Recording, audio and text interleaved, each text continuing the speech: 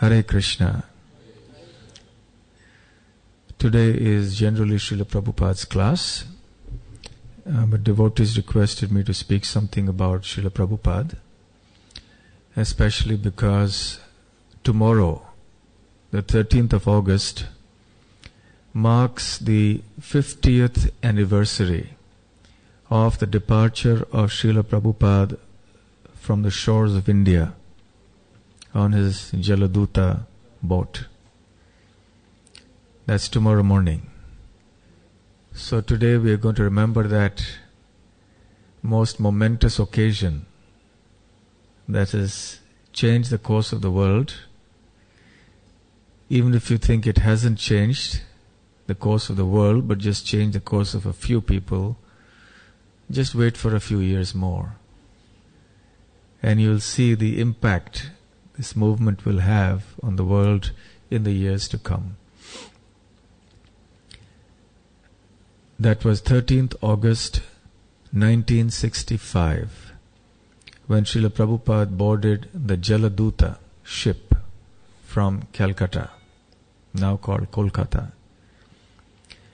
When Prabhupada reached America after a 35-day sea voyage, as he was in Boston, and as he approached Boston and also after he reached Boston, he was meditating on his mission, the purpose for which Krishna had sent him here. And then he wrote 2 songs, 2 poems. And I'd like to sing one of them today, this morning. And this is called Markine Bhagavat Dharma. No, not this one, the other one. Yeah, can we have the translation first? Markin in Bengali means America. So what this song means is preaching Bhagavad Dharma in America. And that was the subject of his meditation.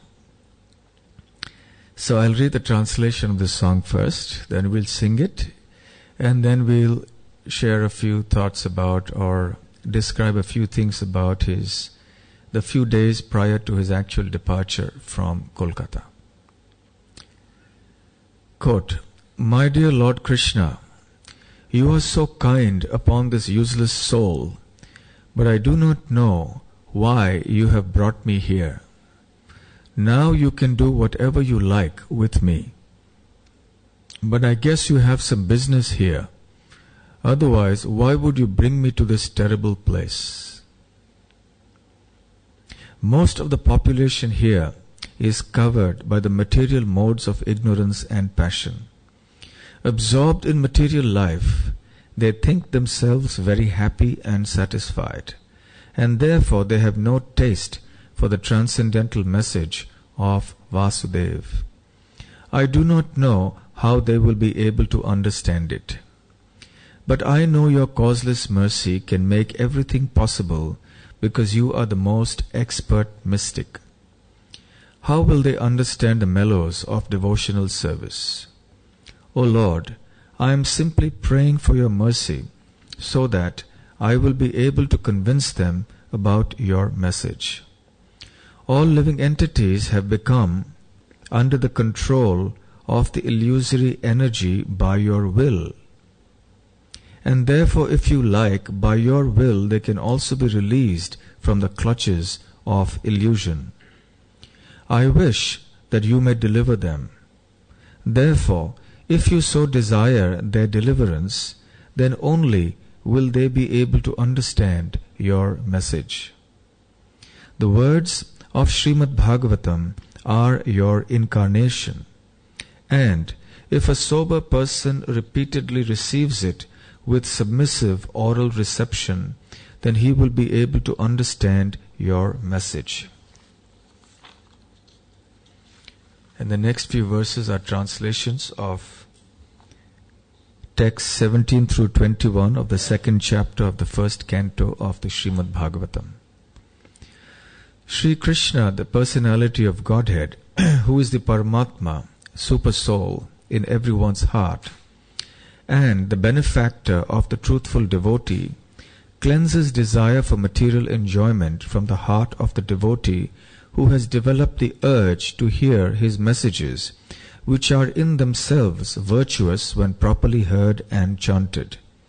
By regular attendance in classes on the Bhagavatam, and by rendering of service to the pure devotee, all that is troublesome to the heart is almost completely destroyed. And loving service unto the personality of Godhead, who is praised with transcendental songs, is established as an irrevocable fact. As soon as irrevocable loving service is established in the heart, the effects of nature's modes of passion and ignorance, such as lust, desire, and hankering, disappear from the heart. Then the devotee is established in goodness. The man whose mind has been Then the devotee is established in goodness, and he becomes completely happy. Thus established in the mode of unalloyed goodness, the man whose mind has been enlivened by contact with devotional service to the Lord gains positive scientific knowledge of the personality of Godhead in the stage of liberation from all material association. Thus the knot in the heart is pierced, and all misgivings are cut to pieces. The chain of fruitive actions is terminated when one sees the self as master. He will become liberated from the influence of the modes of ignorance and passion, and thus all inauspicious things accumulated in the core of the heart will disappear. How will I make them understand this message of Krishna consciousness? I am very unfortunate, unqualified, and the most fallen. Therefore I am seeking your benediction, so that I can convince them, for I am powerless to do so on my own. Somehow or other, O Lord, you have brought me here to speak about you. Now, my Lord, it is up to you to make me a success or failure as you like. O spiritual master of all the worlds, I can simply repeat your message. So if you like, you can make my power of speaking suitable for their understanding. Only by your causeless mercy will my words become pure. I am sure that when this transcendental message penetrates their hearts, they will certainly feel engladdened, and thus become liberated from all unhappy conditions of life. O Lord, I am just like a puppet in your hands. So if you have brought me here to dance, then make me dance, O Lord, make me dance as you like. Krishna, I have been designated as Bhakti Vedanta, and now, if you like, you can fulfill the real purport of Bhakti Vedanta. A.C. Bhakti Vedanta Swami, on board the ship Jaladuta, Commonwealth Pier, Boston, Massachusetts, USA, dated 18 September 1965. Okay, so we'll just sing this song now.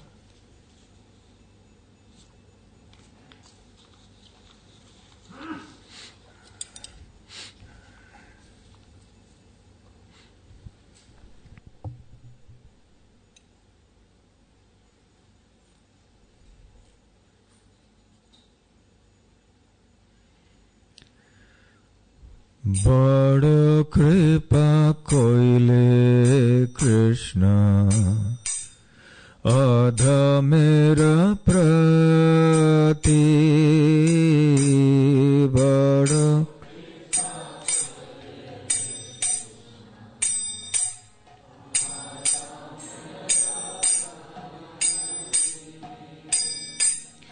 की लागिया नीले था करो एबे गति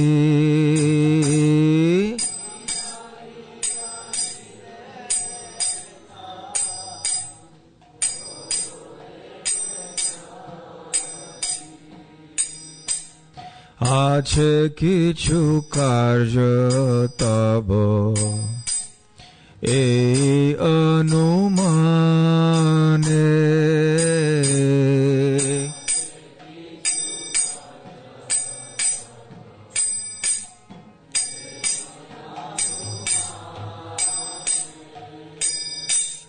নহে কেন আনিবেন এই উগ্রস্থানে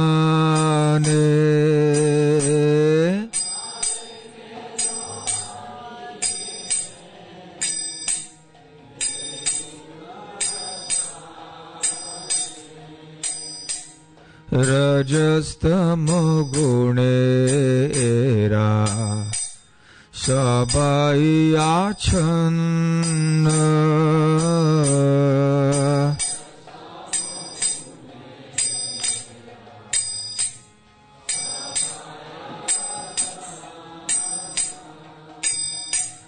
বাসুদেব কথা রুচি নহে সে প্রসন্ন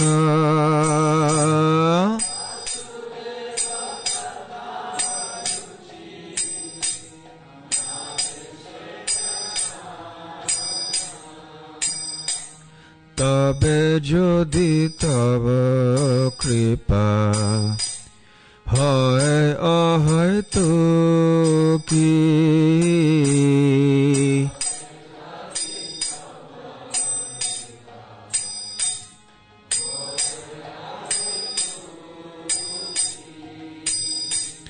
সকলই সম্ভব হয় তুমি সে কৌতুকী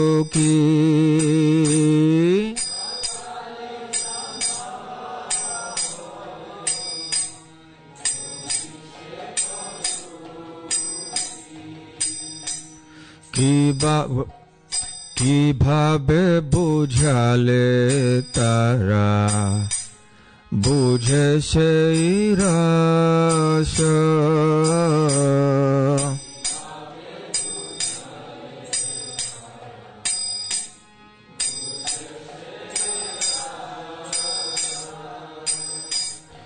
এত কৃপা করো প্রভু করি নিজ বশ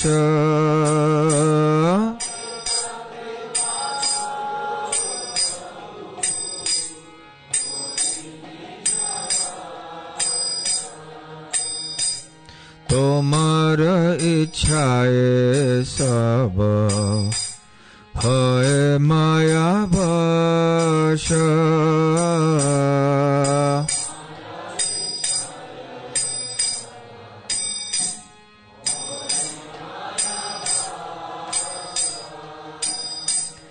তোমার ইচ্ছায় নাশ মায়ার পরশ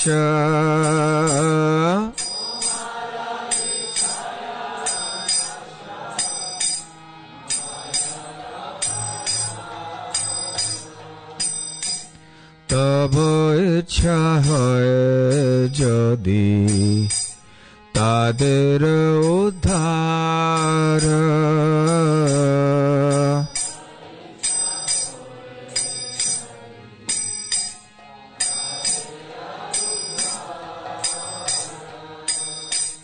বুঝিবে নিশ্চয় তবে কথা সে তোমার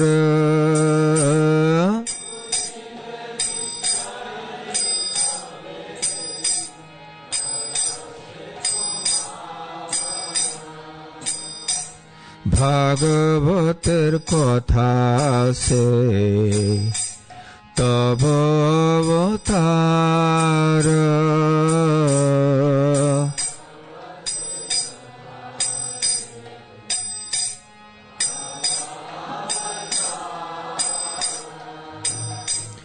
ধীর হইয়া শুনে যদি কানে বারবার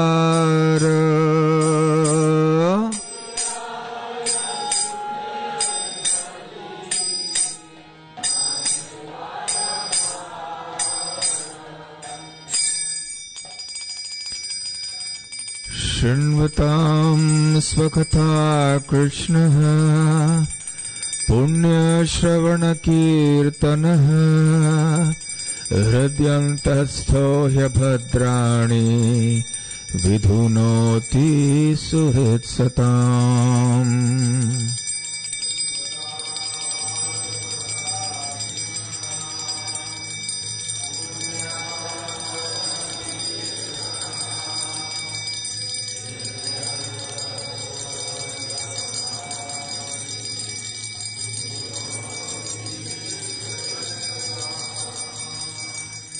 नष्टप्रायेषु भद्रेषु नित्यं भागवत सेवया भगवत्युत्तमश्लोके भक्तिर्भवति नैष्ठिकी।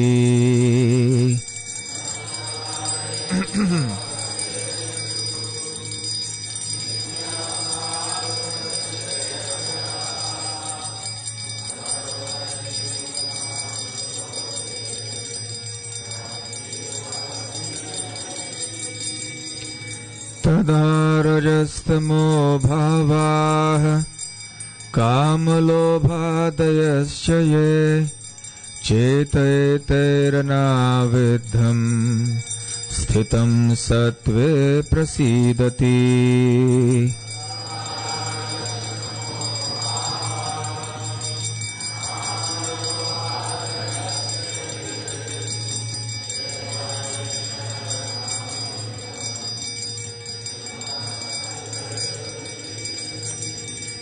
एवं प्रसन्न मनसो भगवद्भक्तियोगतः भगवत्तत्त्वविज्ञानम् मुक्तसङ्गस्य जायते।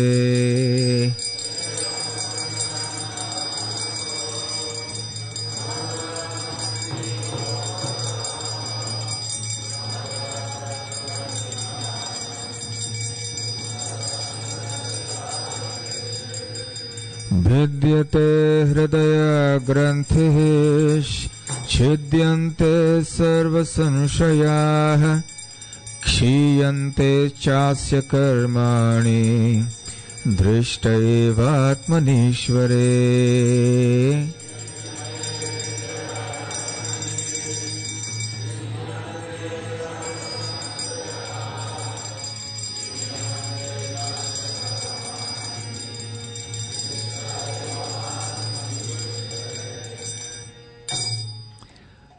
रजस्तमहते तबे पाइबे निस्तार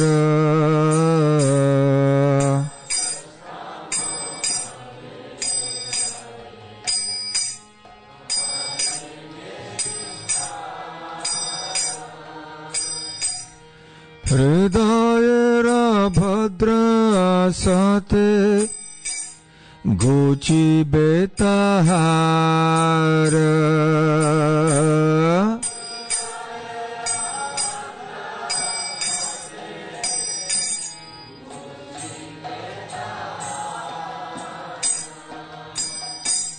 की करे बुझाबो कथा बारसे चाहे।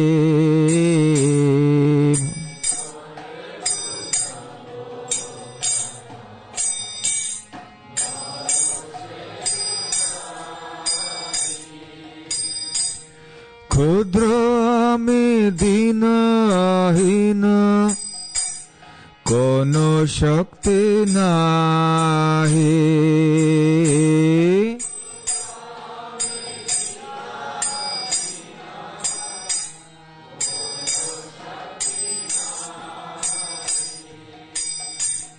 अथच এনেছো प्रभु কথা বলিবারে।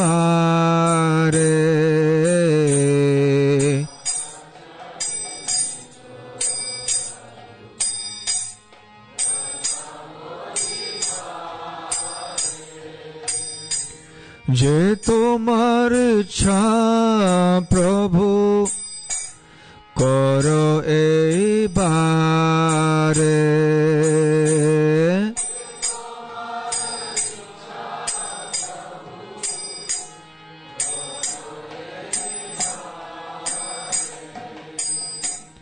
Akhila Jagat Guru Bachana se amar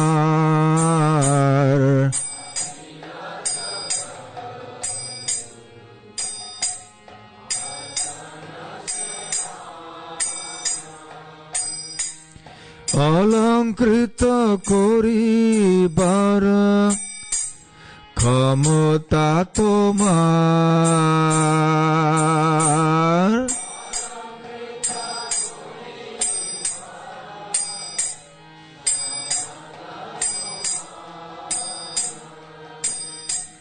তব কৃপা হলে মোর কথা শুদ্ধ হবে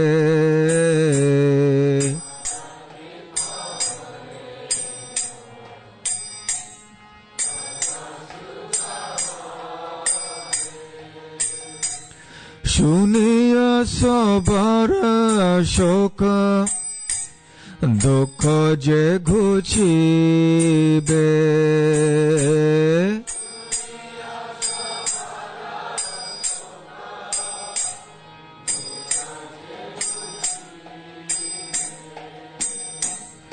আনিয়াছ যদি প্রভু আমারে না চাতে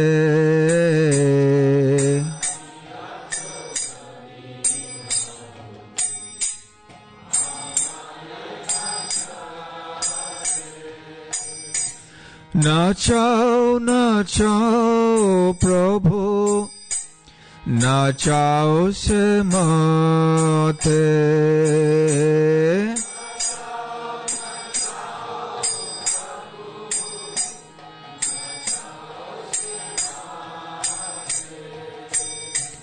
কাষ্ঠের পুতলি যথা না চাও সে মতে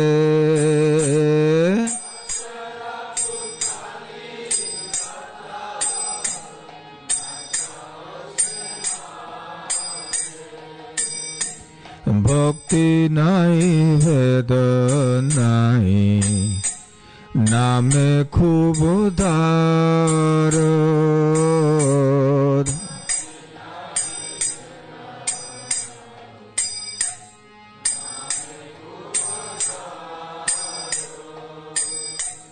ভক্তি বেদান্ত নাম এবে সার্থক কর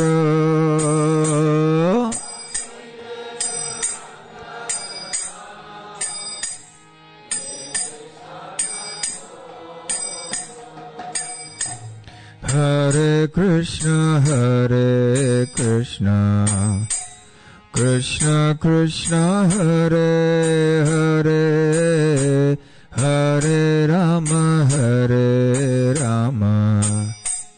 Ram Ram Hare Hare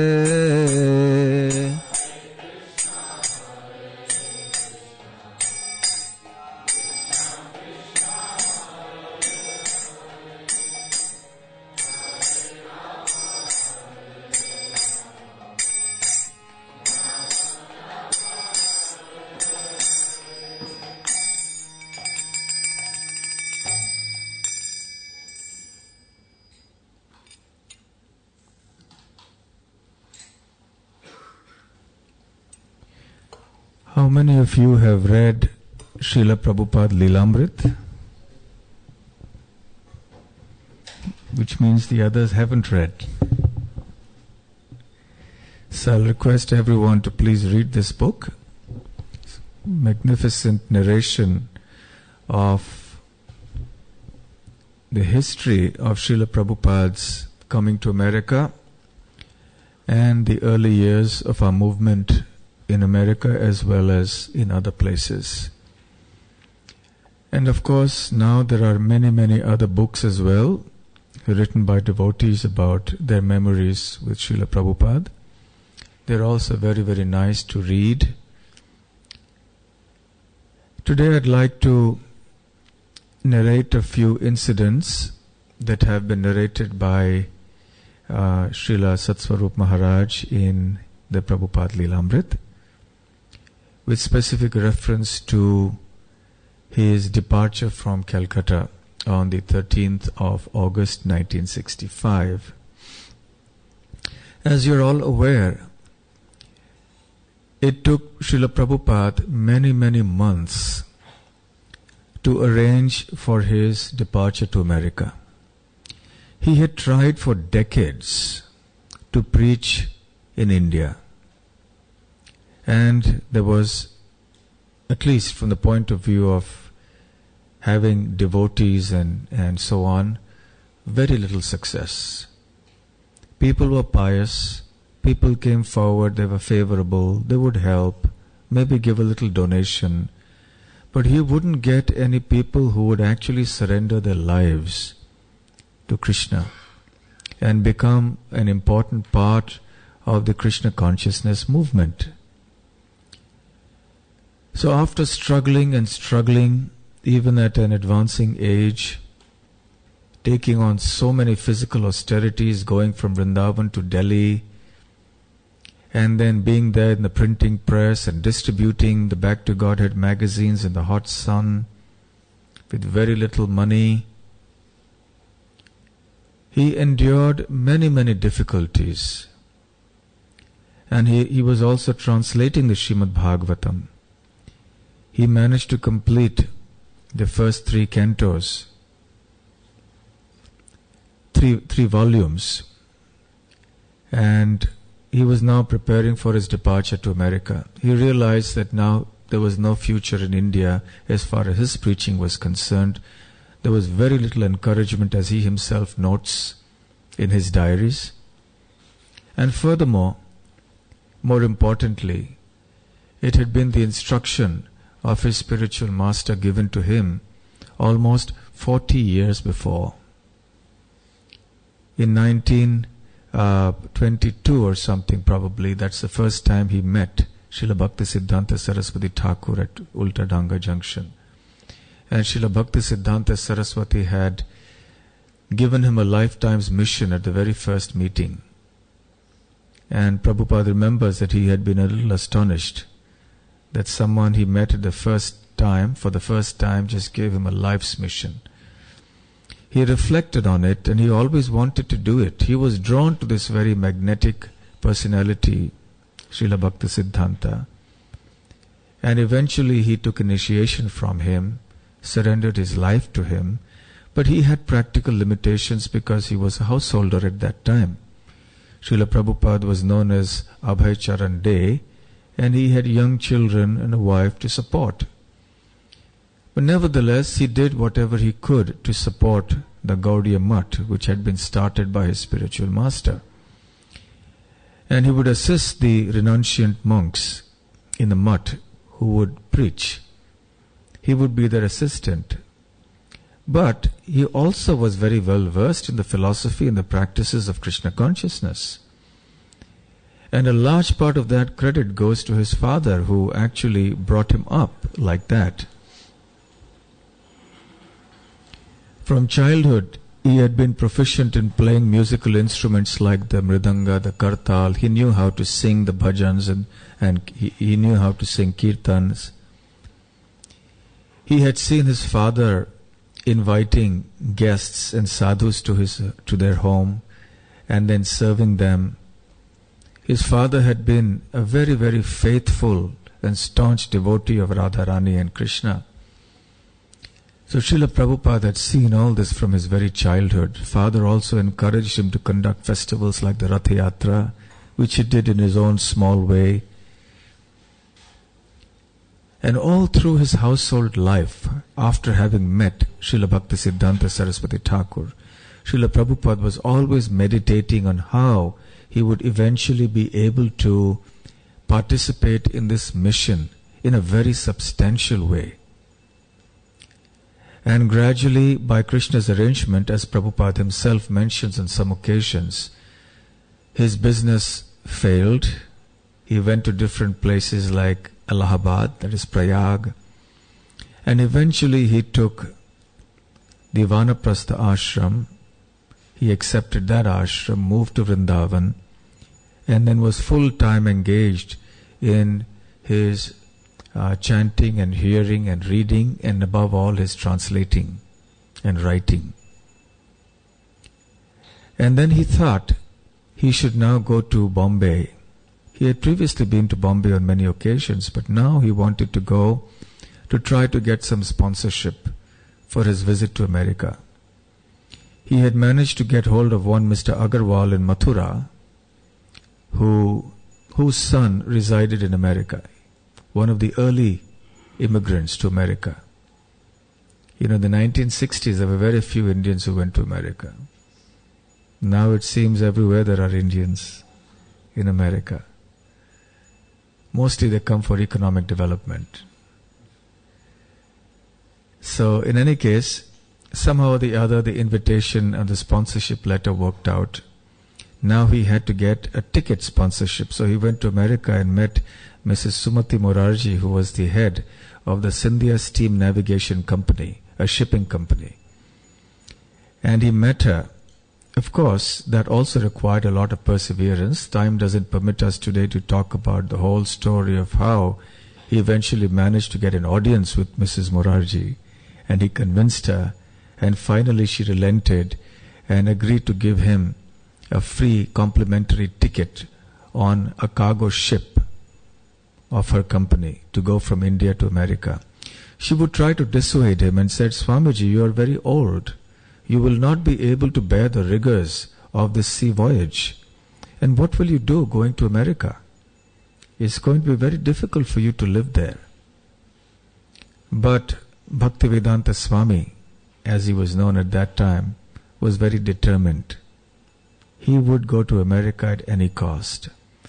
So anyway, the ticket was done.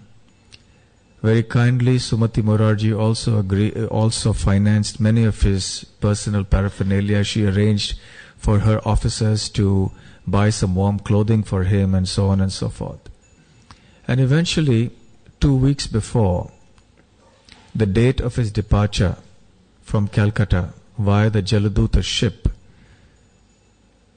A.C. Bhaktivedanta Swami left Bombay for Calcutta. He arrived there. And although he hailed from Calcutta, he was raised there as a child. But now he was going as a sannyasi. Now he could not go to his own home. And in his Vrindavan bhajan, he mentions, "Where is my father? Where is my mother? Where are my relatives? All gone. They're all just a list of names now. Because father, mother, they're all departed. And even his family members, some of them were there. But he was a sannyasi now, and he couldn't go and associate with them. He had nowhere to go to. As a sannyasi, can you imagine Prabhupada coming back to Calcutta, not knowing where to live, what to do? So he didn't go to any of his friends or relatives, family members, he went to the house of one Mr. Shishir Bhattacharya, whom he didn't know so well. He had just met him once or twice in the residence of the governor of the state of Uttar Pradesh in Lucknow many years ago, when he had gone there for some program. So he came to the doors of Mr. Shishir Bhattacharya and said, "Can you arrange some place for me to stay? And can you also arrange some speaking engagements for me? I am here for 2 weeks before I go to America. And I am going to preach Krishna consciousness in America." So even though Prabhupada didn't know him that well, nevertheless, Shishir Bhattacharya, to his credit, arranged accommodation, and he began very enthusiastically arranging speaking engagements for Srila Prabhupada. And then he would escort Prabhupada to all these different places for speaking engagements. Prabhupada would speak about the Bhagavatam, about Krishna. And once Prabhupada took the opportunity to go to Mayapur to visit the Samadhi of his Guru Maharaj Srila Bhakti Siddhanta Saraswati Thakur. He took his blessings there because he was about to embark on something very monumental. something that very, very few had done in the past. Because traditionally Hindu sannyasis were not supposed to cross the seas. They were not supposed to go abroad. One reason probably was that if you crossed the seas, you would have to associate with Mlechas and Yavanas and all sorts of uncivilized people who had all sorts of bad habits and lifestyles, and that would be contaminating for a sannyasi. It was good for a sannyasi to remain in the land of Vedic culture. But such was his spirit. He had the fire of preaching blazing within his heart, and the instructions of his Guru Maharaj right there in the forefront of his mind. And now this was one tradition, one custom that he could dispense with. He was willing to dispense with it, even if it meant that he could be criticized by certain conservative sections of the society. So he came back, knowing that he was secure in the orders of his spiritual master. Srila Bhaktisiddhanta was also something of a nonconformist. He also challenged conservative ways of thinking. He would travel by car. He would have a flashy car to travel in. He would sometimes wear coats. Sannyasis never wore coats in those days. He had coats, and he used to invite these British governor generals and high officials of the government to the temple, and he would sometimes even arrange foodstuffs which are not quite permitted, and he would give it to them. He would do all sorts of very, very dynamic and innovative things which would shock conservative elements. So Srila Prabhupada had that dynamic, non-conservative element in him, even though both Srila Prabhupada and Srila Bhaktisiddhanta were themselves very, very strongly conservative when it came to their convictions and their personal lifestyles. So then he came back, and the speaking engagements organized by Shishir Bhattacharya continued. And Shishir Bhattacharya remembers that whenever he escorted Prabhupada back from the speaking program engagements, there usually was no conversation between them. Prabhupada would be very quiet. And sometimes, however, Shishir Bhattacharya says that I would speak, and I would tell him, in your lecture you said such and such a thing, but I think in this way, my opinion about it is this, this and this. And Prabhupada would get very annoyed. And he said sometimes Prabhupada got furious. He said, what is the value of your thinking? I am thinking, I think, I think. What is the meaning of I think? Every time you speak, you say, I think. What is the value of I think? Your thinking, my thinking, no value. We should listen to the words of the Shastra. The Shastras are important. It doesn't matter what you think and what I think. And then Shishir Bhattacharya would protest and say, but it's important for me, what I feel, what I think. And then Prabhupada would again get angry. He said, no, it's not important what you think and what I think. What is important is what Shastra says. So in any way, these friendly arguments would happen between them.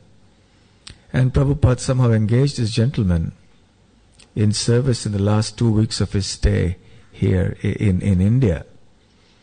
And finally that fateful day arrived, 13th of August, 9 o'clock in the morning, was the time of departure of the Jaladuta. Srila Prabhupada arrived at the port, at the harbor, well in time, and he was accompanied by just a few people. One of them was a gentleman from the Scindia Steam Navigation Company, and his son Vrindavan was there, and one or two other gentlemen. A small party to see him off, and little did he realize, probably, that just a couple of years later, he would have hundreds of ecstatic, enthusiastic young foreigners, boys and girls, coming to see him off and receive him at airports. What a difference, just in a couple of years. And now he had just 2 or 3 others who were there, and like a lonely elderly gentleman, he was set to sail to America. He had only one small suitcase, one umbrella, and he carried a bag of cereals, because he didn't know what he would get in America. He thought maybe there'll only be meat available, in which case he came prepared to live on potatoes, boiled potatoes, and then the cereal he was carrying. He was prepared for it. And then he strode confidently into the ship, and the sailors were eyeing him curiously. They've had all kinds of... First of all, it wasn't a passenger ship. It was a cargo ship. And they never had a sannyasi traveling before. So the sailors were looking on curiously and wondering who this gentleman was. Sumati Morarji had already told the captain of the ship, Mr. Arun Pandya, to stock extra fruits and vegetables for the Swamiji. So the captain had done that. He was a pious gentleman. His wife was also on board. She was also a very pious lady. And Srila Prabhupada then set forth on the Jaladuta. At 9 o'clock sharp, the ship set sail and moved into the Bay of Bengal. And Prabhupada notes in his diary that there was seasickness, dizziness, vomiting, again, more seasickness, heavy rains, more vomiting. His first time out at sea. And till he left America again, he had never been on an airplane. First time on a ship and never yet been on an airplane. And somehow with great difficulty, he managed till Colombo. Colombo arrived after a couple of days in Sri Lanka. Then it used to be called Ceylon. So his seasickness symptoms subsided somewhat. And it was the 19th. And then the next day was Janmashtami. And the day after that was his appearance day. So then the ship arrived on the 20th, which was Janmashtami, at Cochin, on the southwestern tip of India. And that was where his trunks of 200 3-volume sets of Srimad Bhagavatam came from India. They had been separately sent by the Scindia cargo arrangement. And then those trunks came aboard, and Prabhupada celebrated Janmashtami by cooking, offering to Krishna, and distributing the prasadam to the crew members on the ship, and by speaking to them about Krishna. He gave a small lecture to the captain and his wife and a few others who were free, who were available to hear. And then the next day was his appearance day, and he was all alone. Little did he know, perhaps, at least consciously, that some years down the line, his birthdays would be grand celebrations, with hundreds and thousands of devotees celebrating worldwide. Just a matter of few years. So he was all alone. His birthday was not celebrated. It just went by. It was his 69th birthday. And now Prabhupada sailed out on the Jaladuta from India towards the Red Sea, across the Arabian Sea. And then Prabhupada mentions that the seasickness symptoms got stronger and stronger. And then at a point he said, I realized it wasn't seasickness. There was a lot of pain, intense pain in the chest. Then he says there were heart attacks. There were 2 heart attacks. And somehow Prabhupada survived, he says, by the grace of Krishna. And as time went by and they moved into the Atlantic was very quiet. Prabhupada had a dream before they entered into the Atlantic. Krishna was rowing a boat. And he was assuring Srila Prabhupada, don't worry, everything will be all right. And Prabhupada got courage from that dream and that assurance from Krishna personally. And then that was the smoothest sailing that the Jaladuta ever had, Captain Pandya said. He said in all his decades of serving on ships, he had never seen the Atlantic Ocean so calm. Because Prabhupada said Krishna had taken control now. And he ruefully observes that had he had another heart attack, he wouldn't have survived for sure. So Krishna very kindly arranged for him to reach Boston Harbor, and then eventually New York, and then began a historic epoch in the annals of devotional history of this world. And that all began, of course, on the 13th of August 1965. Tomorrow will be exactly 50 years. So it's a good time for us to remember the sacrifices that this one elderly sannyasi made, leaving Vrindavan when most people of his age and his inclination would have just lived on in Vrindavan and gone back to Godhead. They could have lived peacefully. He had his accommodation in Radha Damodar temple. He could have lived there comfortably, in happiness. But he gave up all those spiritual comforts even, what to speak of material comforts. Those spiritual comforts just so that we could all get Krishna and Krishna consciousness. SrilaPrabhupada ki jai. Hare Krishna. So it's time. So today is a good day for us. Today, tomorrow especially, remember, 50th anniversary of Srila Prabhupada's departure from India. Hare Krishna. Shri Shri Radha Gokulananda ki jai.